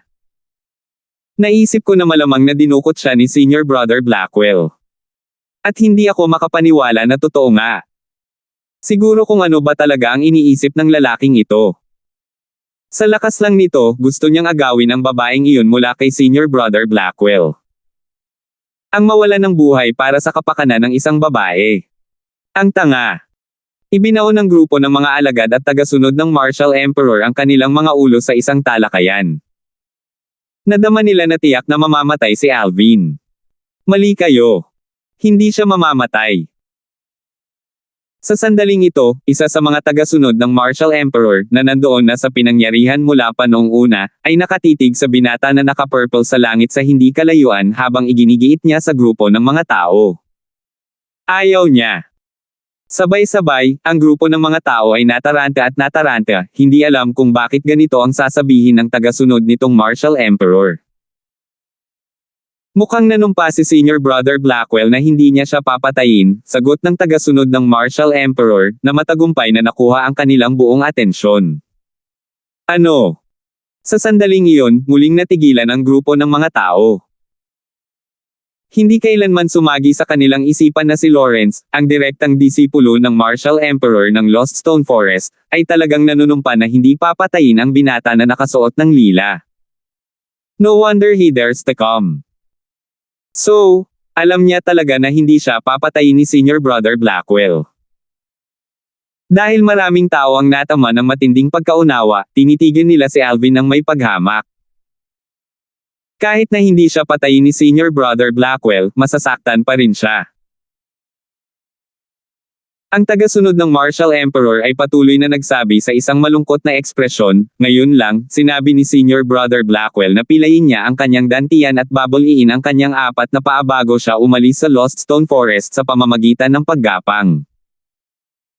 Sa sandaling lumabas ang mga salita sa kanyang bibig, ito ay parang isang bato na nagdulot ng 1,000 alon, na talagang nakakasindak sa lahat ng mga alagad at tagasunod ng Martial Emperor. Sa mundong ito kung saan namumuno ang malalakas, ang pagpilayan kay Dantian ng martial monarch ay sapat ng pagpapahirap para hilingin ng isa na sana ay patay na siya. Kung talagang nabali niya ang kanyang apat na paa, kung gayon ay talagang hindi niya iniwan ang kanyang kalaban ng anumang pagkakataon. Sa sandaling iyon, tumingin kaagad sila kay Alvin ng may simpatiya. Gusto mo ba akong pilayin? Si Alvin, na napapalibutan ng siyam na quasi-royal grade spirit swords, ay nakatitig kay Lauren sa malayo at sinabi sa malamig na boses habang ang kanyang purple na roba ay lumilipad ng walang hangin. Pwede mong subukan. Siyempre, susubukan ko. Hindi lang susubukan ko, pero papanoorin ko rin kung paano kagagapang palabas ng Lost Stone Forest na parang kawawang aso. Bahagyang naningkit ang mga mata ni Lawrence habang ang isang kislap ng malamig na liwanag ay sumilay sa kanila. Ang kanyang itim na balabal ay kumikislap habang ang malawak, malagatas puting apoy ay sumibol bago ito nasangkot sa isang pagsabog ng makulay na enerhiya habang siya ay naglalabas ng mga bugzo ng nakakatakot na aura. Nagsama-sama ang enerhiya at sumanib sa saber na matagal ng hawak ng kanyang kamay. Ang makitid na sable na ito ay walang iba kundi ang espiritong sandata na dala niya noon pa man. Kanina, nang naiwasan niya ang pag-atake ni Alvin, inilabas na niya ang kanyang makitid na grade 1 saber. Kung hindi dahil sa pagpapalakas ng grade 1 spirit saber na ito na nagkatulay sa kanyang movement martial technique, hindi niya maiiwasan ang 18 perpektong nagniningning na kislap ng liwanag na pinagsama-sama ni Alvin sa pamamagitan ng radiant flash ng 9 dragons.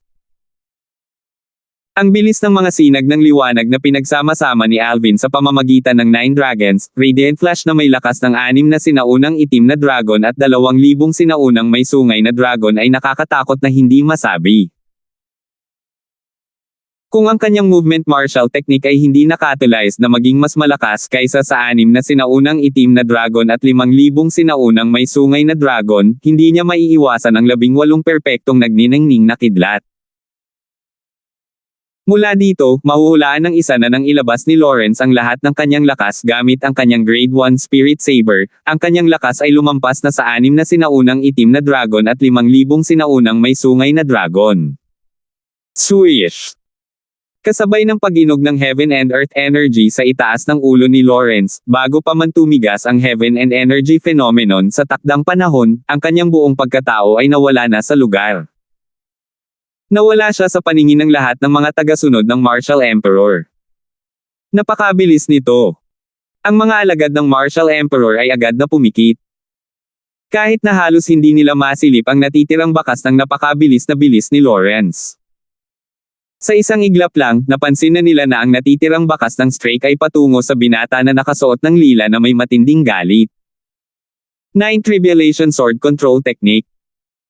Sa sandaling nawala si Lawrence, ang mga mata ni Alvin ay naging yelo na at ang siyam na quasi-royal grade spirit sword na nakasalikop sa kanyang katawan ay lumipad na palabas. Siyam na sinag ng espada ang lumabas patungo kay Lawrence.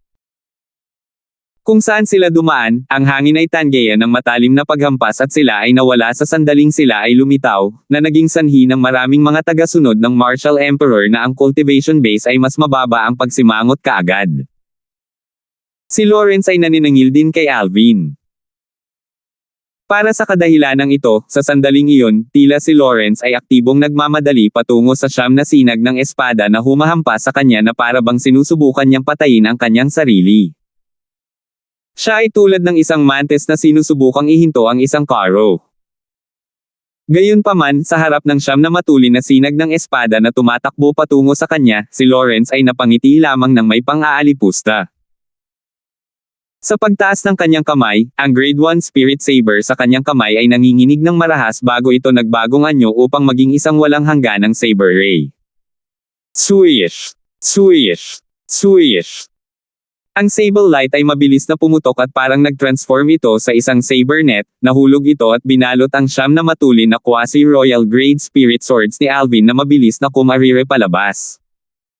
Tila pinipigilan at pigilan sila ng liwanag. Umihip ang hangin kung saan dumaan ang saber net habang naglalabas ito ng sunod-sunod na airwaves, na nagdulot ng sunod-sunod na malupit na unos na kumulog ng sabay-sabay.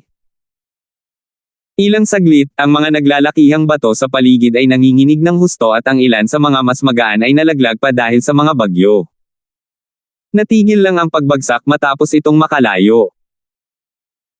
Maliwanag na sinusubukan ni Lawrence na gamitin ito para sugpuin ang siyam na quasi-royal grade spirit swords ni Alvin bago siya kumilos sa kanyang kalaban na wala ng armas. 9 Dragons, Radiant Flash. Sa kasamaang palad, habang ang puso ni Alvin ay kumirot, ang plano niyang ito ay matutupad na. Sa loob lamang ng isang segundo, ang siyam na sinag ng espada ay sumabog sa isang mahusay na kinang at sumasalamin sa nakakabulag, nakakasilaw na sinag ng espada tulad ng siyam na mainit na araw. Ang sumunod na pagkakataon, sa ilalim ng maingat na tingin ng iba, ang bawat isa sa siyam na sinag ng espada ay naging siyam na 5 kulay na Divine Dragon na mabilis na tumakas sa lahat ng direksyon. Ang Sabernet ay bumabalot pababa ngunit nagawa lamang nilang pigilan at sugpuin ang wala pang 20 Divine Dragon sa lugar na iyon. Ang natitirang 60 kakaibang 5 kulay na Divine Dragon ay naglayag palabas at kasabay nito, higit sa 120 na mga mata ang sabay-sabay na nakatutok kay Lawrence. Bago pa man niya maisip ang nangyayari ay agad na nagningning ang mga mata na iyon. Swish! Swish! Swish! Sa susunod na pagkakataon, higit sa 100 perpektong nagniningning na sinag ng liwanag ang lumipad patungo kay Lawrence. Whoosh! Sa sandaling ang daang ito sa perpektong nagniningning na mga kislap ng liwanag ay halos dumampi sa katawan ni Lawrence. Sa pinakakritikal na sandali, siya ay naglaho muli sa lugar at umiwas ng higit sa 100 perpektong nagniningning na mga kidlat. No! Bago lumitaw si Lawrence, umalangaw-ngaw sa hangin ang sunod-sunod na matinis na hiyawan. Ito ay lumabas na ang ilan sa mga alagad at tagasunod ng Martial Emperor na hindi makaiwas sa oras ay nabutas ng mga daang kakaibang perpektong sinag ng mga ilaw. May mga taong nabutas ang kanilang mga kamay habang ang ilan ay nabutas ang kanilang mga binti. Ang ilan ay nasaksak pa sa kanilang mga ulo o puso at hindi nagtagal, 3 tao na ang namatay dahil ang kanilang mga vital spot ay aksidenteng natusok ng perpektong nagniningning na mga kislap ng liwanag. Whoosh! Whoosh! Whoosh! Kasabay nito, ang mga pinalad na hindi nasugatan at ang mga nabutas sa hindi mahahalagang bahagi ay agad na umatras at pinagmamasdan si Alvin mula sa malayo. May bakas ng takot na bumangon mula sa kaibuturan ng kanilang mga puso at sa kaibuturan ng kanilang mga mata. Ito ba ang lahat ng mga diskarte na mayroon ka? Sa lalong madaling panahon, isang mahinahong boses ang umalangaw-ngaw habang si Lawrence ay lumitaw sa likod kung saan siya nawala kanina. Kanina, nagawa niyang umatras bago dumampi sa kanyang katawan ang daan-daang perpektong kumikinang nakislap na walang ni isang buhok na nawawala. Medyo nagdilim ang mukha ni Alvin. Gaya nga ng sinabi ni Lawrence, ang mga diskarteng pinalayas niya ngayon ay talagang lahat ng mga diskarte sa kanyang manggas. Gayunpaman, tila hindi pa rin niya magawang hawakan si Lawrence. Si Lawrence ay napakalakas. Kahit nahanda na siya sa pag-iisip para dito, hindi napigilan ni Alvin na mapabuntong hininga, na nagpapahintulot sa kanya na maging mas malinaw ang ulo ng kaunti. Swish! Swish! Swish! Bumalik ang siyam na sinag ng espada malapit sa katawan ni Alvin at muling nagbagong anyo upang maging siyam na quasi-royal grade spirit sword na umikot sa kanyang katawan habang umiikot ang mga ito. Sa isang pintig ng puso, pinagsama ni Alvin ang siyam na quasi-royal grade spirit sword sa isa. Ang kanyang sumunod na paggalaw ay nagulat sa lahat, kabilang si Lawrence. Sa pagtaas ng kanyang kamay, binawi ni Alvin ang quasi-royal grade spirit sword sa kanyang kamay at pagkatapos ay tumayo doon na walang laman bago tumingin kay Lawrence ng mahinahon. Anong ginagawa niya? Naghihintay sa kanyang kamatayan. Isa sa mga tagasunod ng Martial Emperor ang haka-haka. Marahil dahil ang lahat ng mga diskarte na kanyang pinalayas ay hindi nagawang hawakan si Senior Brother Blackwell kahit kaunti, siya ay sumuko sa kanyang kapalaran at nagpasya na maghintay para sa kanyang pagbitay. Aaminin ko na talagang napakalakas niya. Ni hindi man lang ako nakapag-react sa oras na iyon nang ang daang matalim na sinag na iyon ay pinalayas. Nahulaan ng mga alagad at tagasunod ng grupong Martial Emperor ang takbo ng pag-iisip ni Alvin. Kasabay ng pag-alala nila sa eksena kanina, nilalamon pa rin sila ng takot. 12:11. Kung medyo malas lang tayo kanina, tiyak na mapupunta tayo sa katulad nila. Maraming mga alagad at tagasunod ng Martial Emperor ang nakatingin sa mga bangkay sa lupa. Ang tanging naramdaman nila ay ang lamig na dumadaloy sa kanilang mga gulugad habang gumagapang ang kanilang mga balat sa mga goosebumps. Sa segundong iyon, itinuring nila ang kanilang sarili na maswerte na naligtas ang kanilang mga buhay. Ano? Sumuko ka na ba sa paglaban ngayon? Tulad ng mga alagad at tagasunod ng Martial Emperor, si Lawrence, na nakasaksi sa pagbawi ni Alvin ng kanyang quasi-royal grade spirit sword, ay inisip din na tinalikuran na ni Alvin ang kanyang pagtutol. Saglit, sumili ang pang-aalipusta sa gilid ng kanyang bibig at ang titig kung saan siya tumingin kay Alvin ay puno ng paghamak. Nagtataka ako kung bakit mahuhulog si Irish sa isang basurang tulad mo. Gayunpaman, simula ngayon, tiyak na mahuhulog ang loob ni Irish sa iyo. Walang babaeng magmamahal sa isang lalaking baldado si Dantian at 4 na paa. Si Lawrence ay hindi nagmamadali at nang matapos siya, ang pangungutya sa kanyang mukha ay lalong naging maliwanag. Ikaw. Pagkatapos, kahit na nagpa siya si Lawrence na magdagdag pa, automatiko niyang itinikom ang kanyang mga bibig at pinutol ang kanyang sarili. Huminto siya dahil napansin niyang pagkatapos na bawiin ni Alvin ang Spirit Sword, kumuha siya ng isang stone tablet na walang sulok. Ang batong tabletang ito ay tila ordinaryo at ito ay inukit ng mga salitang hindi niya nakikilala. Kahit na hindi niya nakilala ang mga salita dito, ang aura ng pagbabago ng buhay na bahagyang bumulwak mula rito ay napagtanto niya na ang batong tabletang ito ay hindi ganoon ka-simple kung tutuusin. Ano iyon? Mukhang stone tablet. Sa puntong iyon, ang grupo ng mga alagad at tagasunod ng Martial Emperor na nakatayo sa di kalayuan, na nagagalak sa kanilang swerte na nakaligtas ay inilipat din ang kanilang tingin sa tabletang bato sa kamay ni Alvin. Binawi niya ang espada ngunit kinuha ang batong tableta na ito sa halip. Huwag mong sabihin sa akin na ito rin ang sandata niya. Dapat nga. Kung hindi, bakit niya gagawin iyon? Baka naghahanda siya ng sarili niyang lapida. May punto ka. Tombstone. Anong biro? Nakakita ka na ba ng lapida na ganap na inukit ng mga siksik na salita na ni isa sa atin ay hindi nakikilala? Maraming mga alagad at tagasunod ng Martial Emperor ang nagbulungan. Lahat sila ay curious sa tablet stone na walang sulok sa kamay ni Alvin. Matapos bawiin ni Alvin ang quasi-royal grade spirit sword, inilabas niya ang tabletang ito na walang iba kundi ang Devil Seal tablet na lagi niyang dala. Ang Devil Seal tablet din ang pinakamalaking pag-asa niya ngayon. Si Irish ay hindi natatakot sa kamatayan para sa akin, kaya ngayon, para sa kapakanan ni Irish, hindi ako magsisisi kahit na mawala ang aking katinoan pagkatapos gamitin ang Devil Seal tablet na ito. Mahigpit siyang kumapit sa Devil Seal tablet habang nakatitig kay Lawrence na nasa malayo.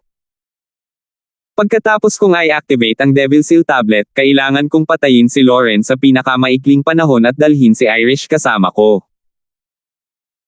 Kung hindi, sa oras na tuluyan na akong mawalan ng malay, hindi ko na mail iligtas si Irish at umalis, naisip niya sa kanyang sarili at nagsimulang mabuo ang kanyang plano sa kanyang isipan. Saglit, ang matalim na sinag ng kanyang mga mata ay tumagos kay Lawrence at nagliwanag pa ng mas maliwanag habang ang hangarin ng pagpatay ay kumikislap sa kanila. Alvin, ito ba ang lapida na inihanda mo para sa iyong sarili dahil alam mo na mamamatay ka sa pagkakataong ito? Hindi pinansin ni Lawrence ang mga mata ni Alvin na kumikinang na may layuning pumatay at nagtanong na may ngiti na nanunuya. Gayunpaman, hindi sumagot si Alvin sa kanya. Sa oras na iyon, ginagawa ni Alvin ang lahat ng kanyang makakaya upang pukawin ang kanyang sariling mga damdamin at sinusubukang magbunga ng mga damdamin ng kawalan ng pag-asa at kawalan ng pag-asa sa kanyang sarili. Ang lahat ng ito ay upang ang Devil Seal tablet na nasa kanyang kamay ay makatulong sa pag-devil sa kanya. Direkta, ang Devil Seal tablet ay makakapagbigay lamang ng boost ng 100% na katumbas ng quasi-royal grade spirit sword. Ito ay magiging walang kabuluhan sa kanya. Higit pa rito, dahil sa kritikal na sitwasyon na kinalalagyan niya ngayon, kahit na ang isang tunay na Royal Grade Spirit Sword ay makakatulong sa kanya. Hindi niya kayang talunin si Lawrence kahit na gamit ang Royal Grade Spirit Sword. Swoosh! Ang Heaven and Earth Energy ay natipon na para maging Heaven and Earth Energy sa itaas ng ulo ni Lawrence. Mayroong kabuoang 7 sinaunang itim na dragon silhouette at 1,000 sinaunang sungay na dragon silhouette na umiikot habang sila ay bumababa. Tila matingkad at masigla ang mga ito na tila tinakpan nila ang kalahati ng kalangitan, na nagbibigay ng pakiramdam ng hindi nakikitang presyon. Mula sa halimbawang ito, makikita ng isang tao na sa kanyang pinakamataas na lakas, maaaring gamitin ni Lawrence ang lakas ng 7 sinaunang itim na dragon at 1,000 sinaunang may sungay na dragon.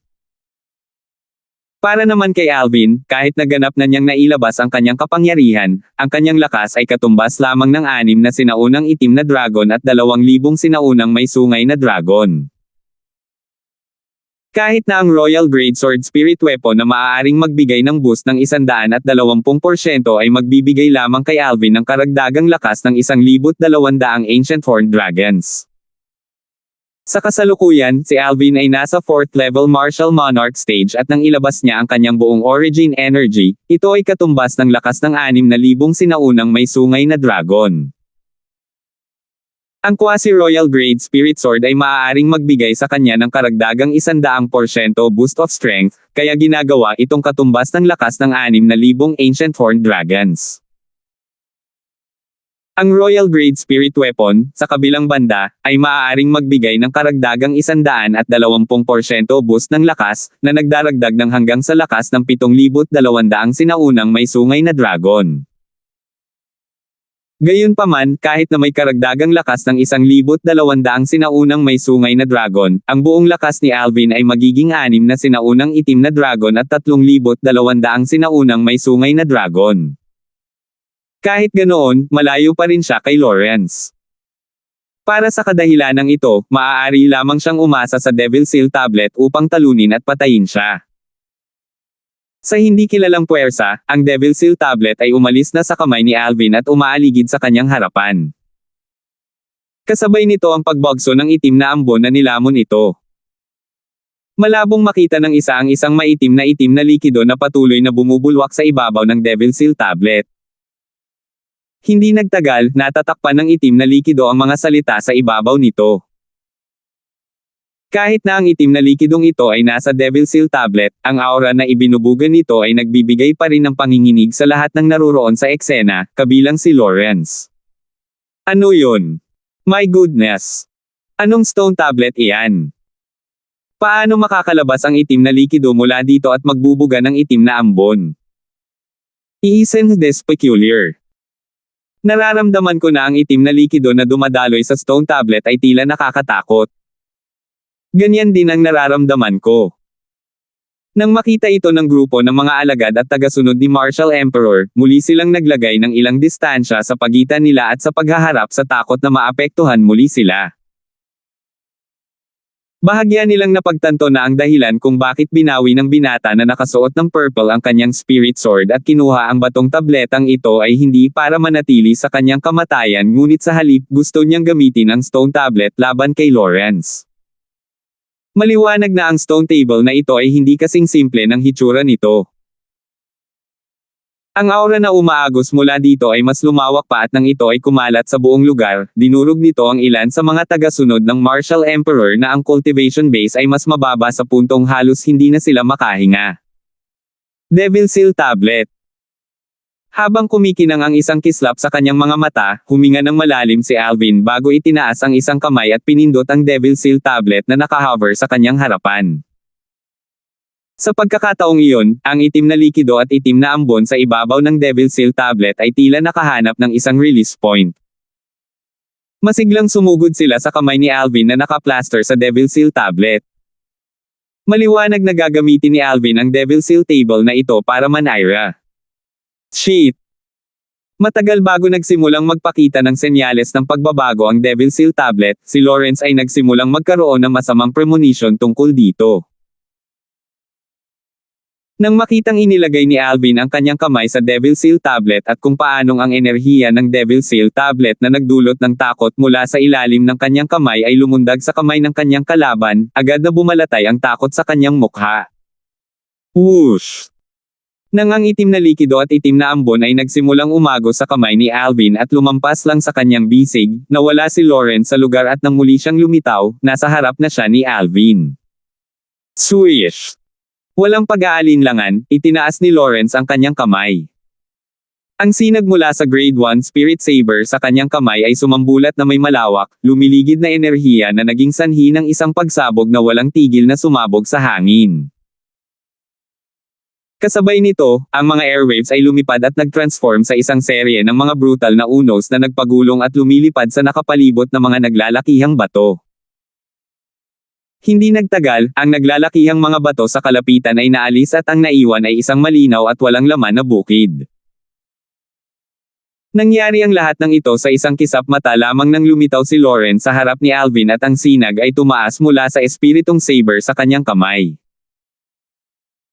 Nang ang itim na likido at itim na ambon ng Devil Seal Tablet ay lumapit sa balikat ni Alvin, si Lawrence ay tila sumanib sa saber sa kanyang kamay at ginawa itong isang napakalaking saber na tumama patungo kay Alvin. Mas tiyak, umindayog ito patungo sa Devil Seal Tablet na natatakpan ng itim na likido at itim na ambon sa kanyang harapan.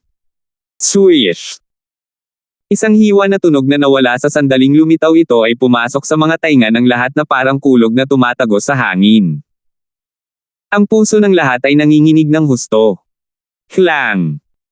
Isang malakas na putok ang pumasok sa kanilang tenga at biglang nag-vibrate ang kanilang eardrums. Bumulwak pa ang dugo sa mga tainga ng ilan sa mga tagasunod ng Martial Emperor na ang cultivation base ay mas mababa dahil sa hindi mapagpatawad na mga vibrations. Bam! Matapos ang napakalaking saber na binago ni Lawrence ay tumama patungo sa Devil Seal Tablet sa harap ni Alvin at nagpakawala ng isang malakas na putok, isang bug zone ng nakakapagpadugo na enerhiya ang kumalat mula sa impact point. Ang bug zone ng blood-curdling energy ay isang impact wave na nabuo bilang resulta ng pagsabog ng mga airwave na dulot ng matinding compression ng mga daloy ng hangin. Ang impact wave ay tumama sa lahat ng direksyon. Maliban sa gitna ng impact wave kung nasaan silang dalawa, ang lahat ng naglalakihang bato sa loob ng 100 meter radius mula sa kanila ay nadurudge ng buo hanggang sa pulbos. Higit pa rito, ang lupa sa loob ng 100 meter radius ay nanginig din hanggang sa kumalat ang mga linya ng mabangis na bitek, na nagkuro sa isa't isa na tila naging isang napakalaking spider net.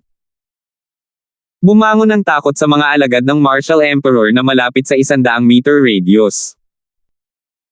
Para naman sa mga tagasunod ng Martial Emperor na iyon, ang ilan ay pinalipad hanggang sa ilang dosenang metro bago sila tuluyang huminto. Sa sandaling iyon, hindi na sila nang ahas na tumayo kasama ng grupo ng mga alagad ni Martial Emperor.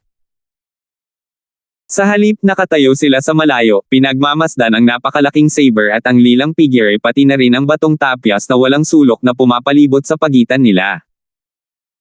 Ang susunod na pagkakataon, ang dambuhalang saber ay muling naging tao at isang sable. Si Lawrence ang muling lumitaw sa harap ng lahat.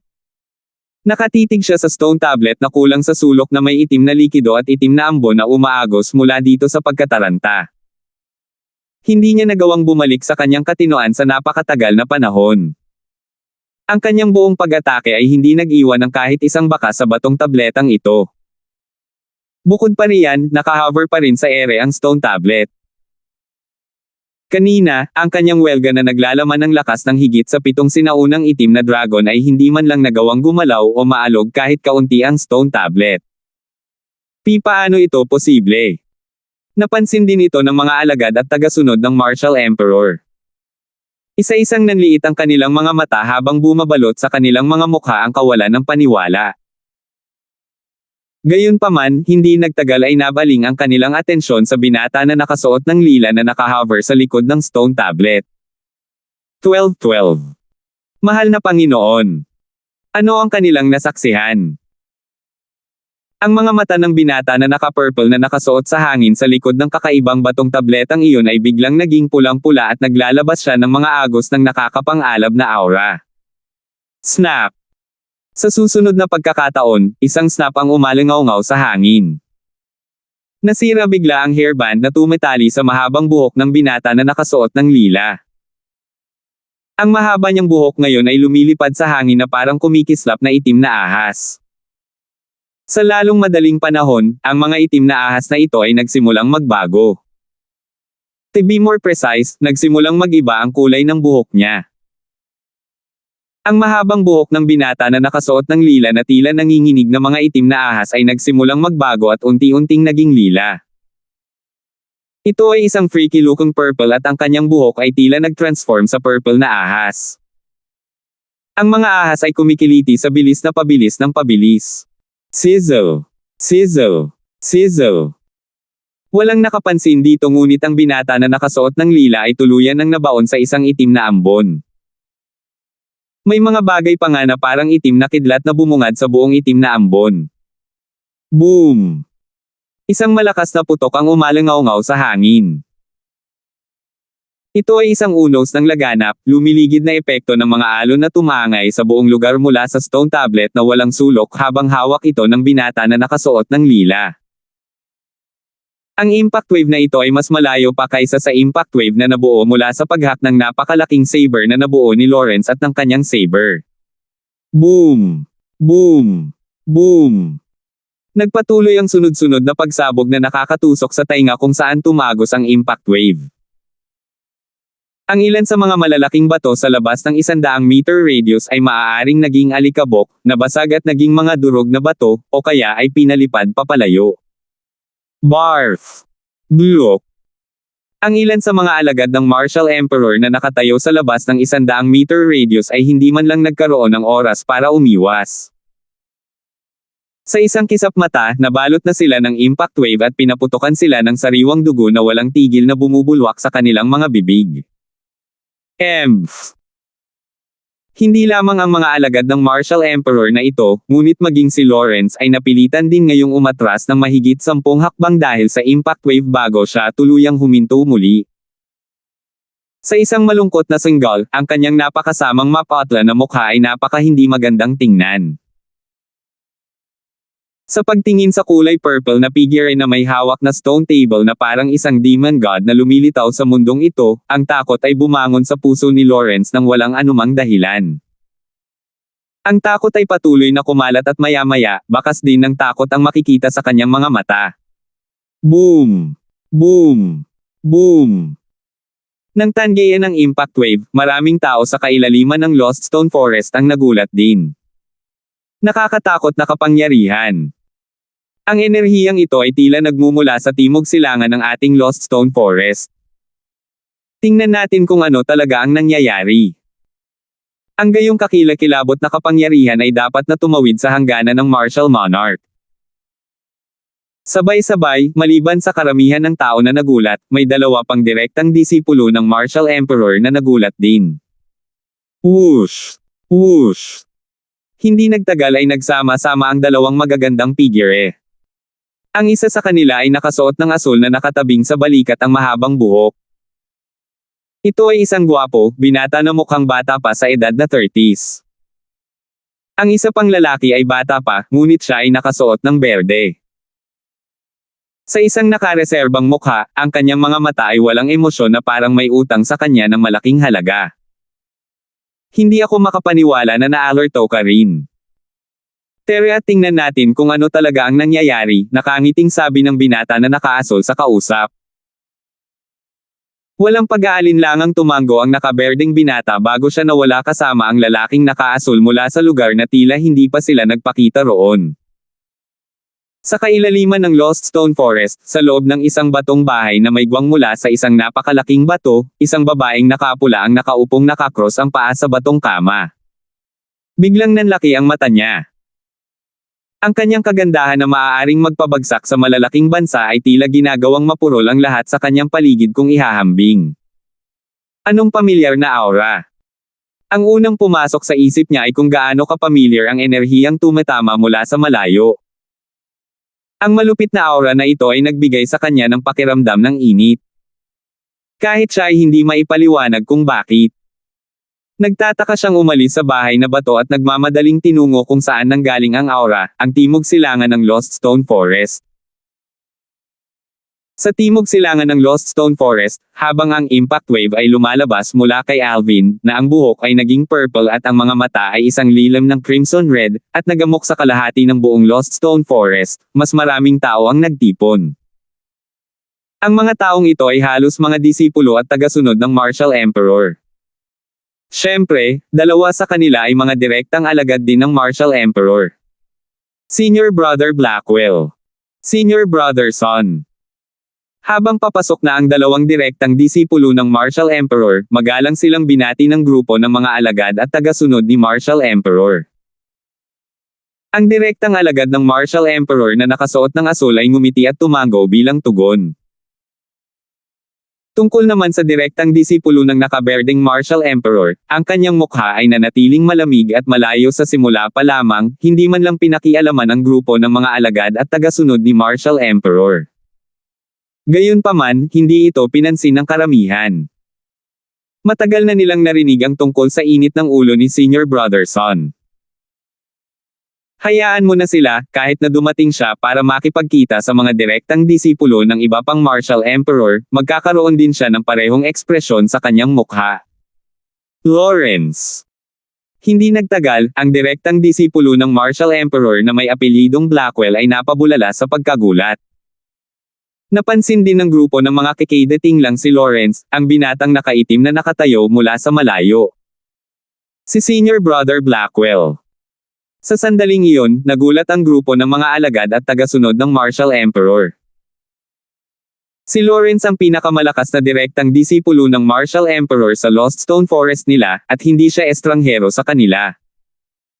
Noon lang, napansin din ng grupo ng mga alagad at tagasunod ni Martial Emperor ang papalapit na grupo ng mga tao. Magalang, binati nila ang dalawang direktang disipulo ng Martial Emperor na namumuno sa grupo, Senior Brother Blackwell, Senior Brother Son.